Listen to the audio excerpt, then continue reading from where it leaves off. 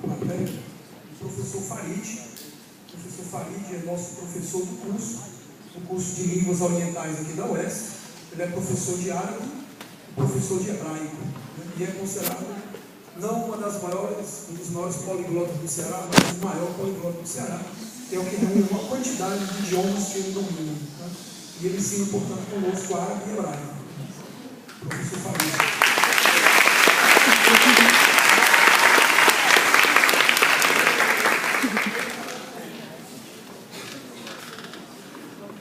Boa noite, todo. Eu vou falar português, ok? Ok. Não, obrigado. Eu não vou. Depois de 6 meses eu vou falar português. But I have a question before I start. Can you please tell me who speaks English here? Eu tenho uma pergunta. Quer saber quem fala inglês aqui, né? That also. Quem fala? Okay, guys, we all know that what's happening in the Middle East is an awful, and it's just an awful situation that is created not only by Israel, but also by the whole West. And I mean by the West, United States, United Nation, and United Kingdom. We have already talked about the history of Palestine, so I'm not going to talk much about it. I'm just going to give you points of history on how the development of the creation of Israel.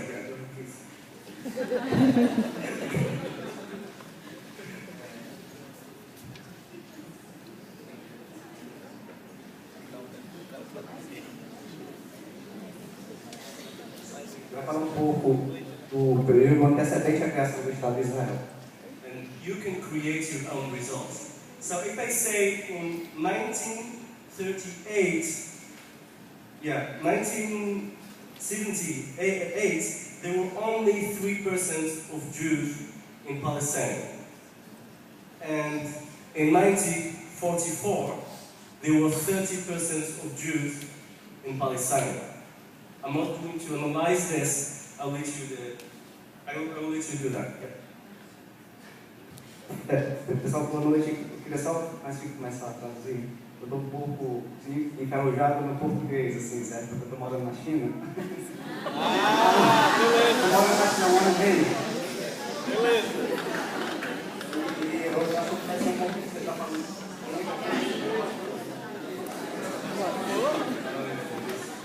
This is why I want to learn Portuguese quickly. Yeah.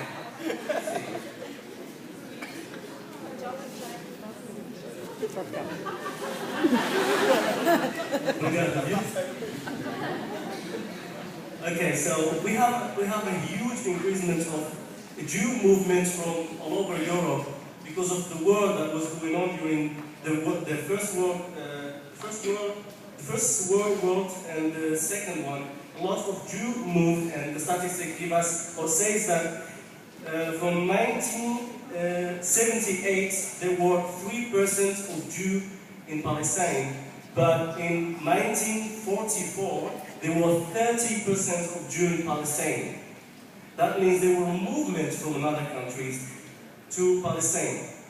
And you all know that there is a promise called Balfour Promise that was given by the British guy who was actually the guy who created these troubles in the Middle East. Ok, então eu estava dizendo que no começo do século XX houve uma grande imigração de judeus da Europa para a Palestina. Então ele citou algumas estatísticas que comprovam isso. Então, no caso, em 1914, de toda a população da Palestina, 18% eram de judeus, e já em 1944, 30% eram de judeus.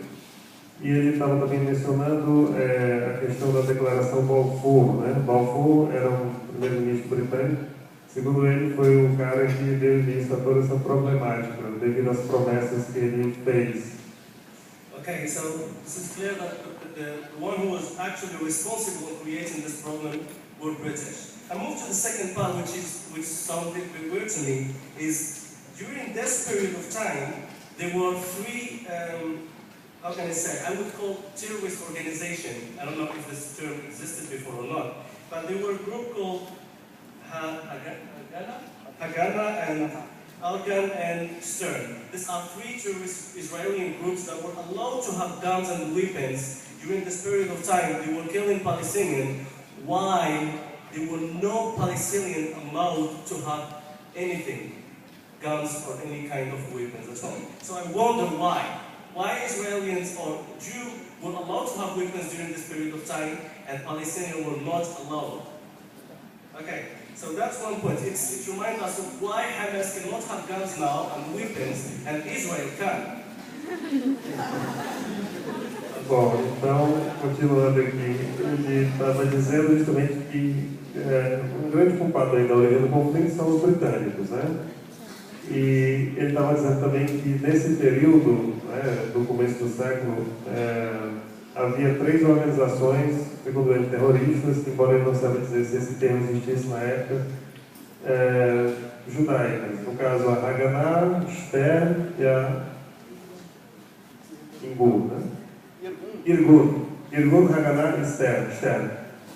E, segundo ele, essas organizações acumulavam armas, né?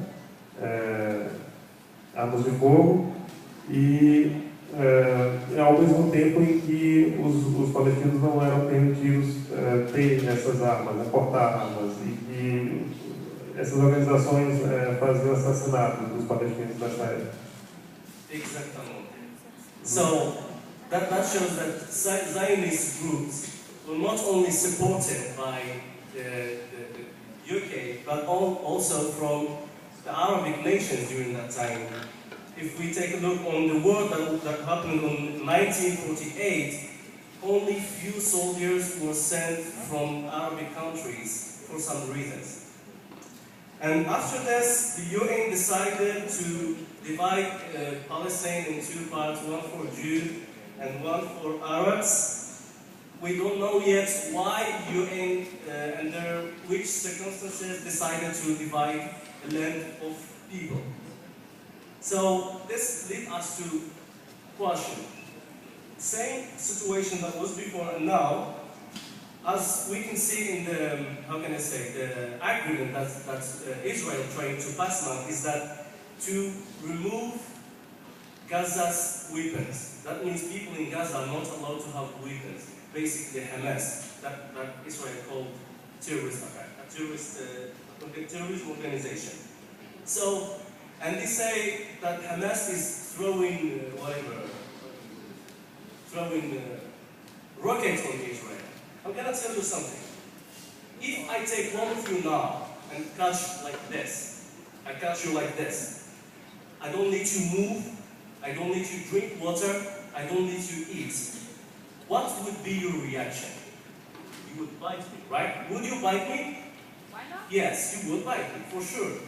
This is exactly what Hamas is doing now. Israel is closing all the doors in Gaza.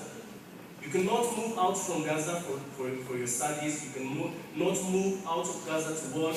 There is no way to move from the sea. There is no way to move through Egypt, because Egypt is also controlled by Zionists and America also. So what would these people do? They have to fight for their rights. But when they fight, they get something worse. And we all say that, okay, we're going to work for peace, United Nations, that is the most troubles creator in the world, always holding meeting, we're going to divide this land, Palestinians are going to live in peace beside Israelis. Ok, então, vamos lá. Ok, então ele estava dizendo que o Estado judeu, no começo, recebeu o apoio dos britânicos e das Nações Unidas. E em 1948, quando se diga que os Estados árabes, no começo, quando houve a independência de Israel e a criação do teórico Estado palestino, poucos soldados foram enviados, né, logo no começo. E, bom, sim, então eu estava também questionando a questão da divisão feita pelas Nações Unidas entre 2 territórios, um judeu e um árabe. E ele questiona que circunstâncias, né, foram consideradas para fazer essa divisão do território, né, supostamente justo ou justo. E isso levanta uma questão, porque que nós vemos a mesma situação hoje, agora, não é? Com relação ao interesse de Israel de querer remover as armas, não é, de Gaza. No caso, os palestinos em Gaza não são permitidos ter armas. A única organização que tem armas é o Hamas, né? Que é considerada uma organização terrorista. E ele estava dizendo que hoje tem a questão do Hamas, que fica jogando foguetes em Israel. E com relação a isso, ele faz o seguinte questionamento: imagine que se eu fizer isso com vocês, né? Ele fez o gesto de apertar, né? De abraçar com força, e não deixar que você saia, não deixar que você coma, não deixar que você beba, que você não faça nada. O que é que você faria em reação? Você bateria em mim? E alguém na plateia disse sim, né? Por que não, né? E aí ele fala: o Hamas está justamente fazendo isso, né? Em reação. E dizendo que os palestinos atualmente não são permitidos ter movimentação para fora de Gaza, né? As fronteiras estão fechadas, os palestinos não têm acesso ao mar, não têm acesso à fronteira com o Egito, e ele questiona que o Egito é controlado pelos Estados Unidos, pelos sionistas, né? Pelos músicos que falou. E, portanto, o que está sendo feito em Gaza é lutar pelos seus direitos.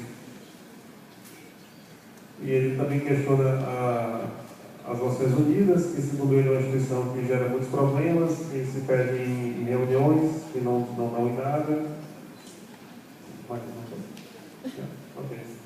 Okay, so I know we kind of did.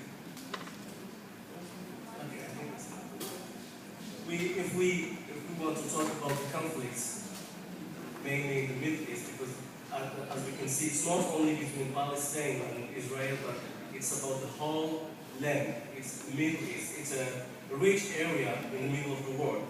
We're going to need maybe 2 or 3 days. So I'm just going to say that the conflict is not about religious, but it's more about the use of resources of the Middle East countries.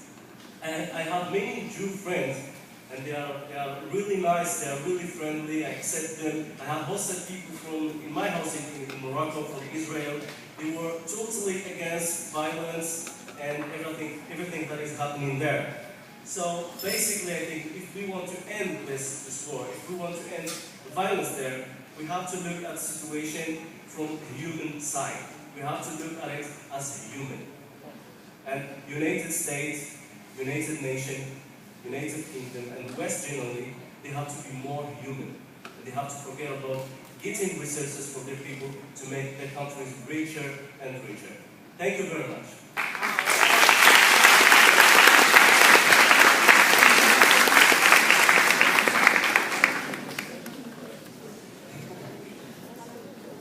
Ok, então dizendo que esses conflitos que nós estamos vendo no Oriente Médio não é um conflito que se restringe a Palestina.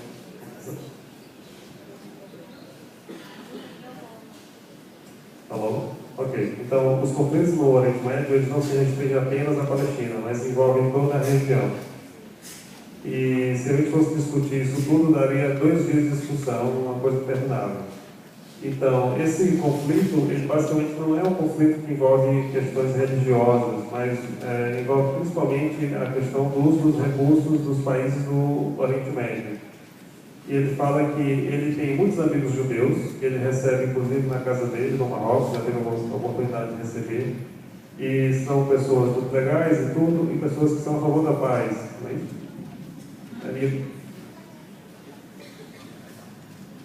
Ok, tem muitos amigos judeus de Israel e tudo, e ele fala justamente nisso, né? E que se quisermos resolver essa situação, nós temos que ver o lado humano da questão. E não apenas a questão de recursos, né, como petróleo e tal. E basicamente é isso. Né? Ok. Encerrou a fala dele.